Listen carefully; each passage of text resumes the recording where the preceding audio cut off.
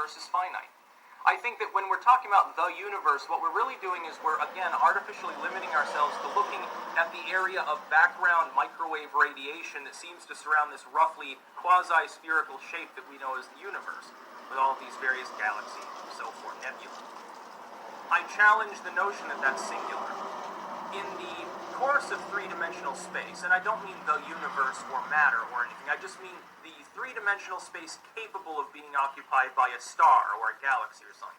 I choose to believe that it is non-limited. I choose to believe it's infinite. The expanse of space capable of being inhabited, I don't believe has an edge. There is no end to space. It's possible that our universe isn't even really discrete, it's just an area of space that happens to have suffered a massive Big Bang, what we term it, or something akin to that, and that that's not singular but happens elsewhere too. What if you have some sort of unknown physical process, it causes, in an area of complete vacuum, it causes a Big Bang. At the edges, where those edges smash into the edges of another Big Bang zone, they compact, they begin to merge, and they form another Big Bang. What if it's just sort of an oscillation, an undulation of matter and energy that has no real limit, and therefore it is completely conserved? It's no longer a closed system. It's a completely open and limitless one, such that basically the universe is just one big oscillation for the rest of eternity and always was there. And when we're talking, it's difficult for us to wrap our minds around the infinite. We can't really fathom it. I would hesitate to say, and this is a paradox, this is one of the paradoxes that leads me to believe in potentially the spiritual, which is that it's actually within the realm of math.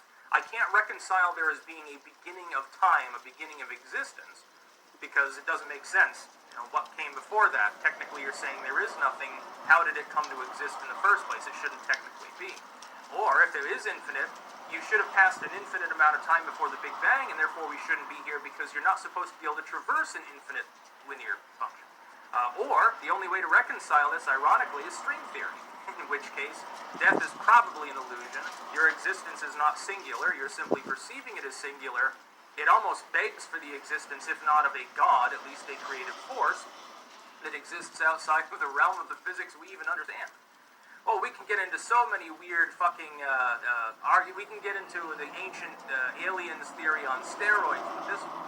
But I would say, keeping it to the mundane, though, I believe that the universe, or existence, is limitless, and therefore there should be an inexhaustible number of planets out there to spawn life.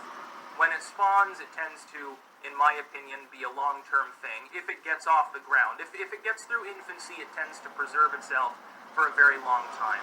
That will tend to spawn intelligent life, which will then tend to wipe itself out. A few species may eventually have gotten past this, and you could have, basically, fucking spacefaring aliens out there on giant motherships. Why would they come here?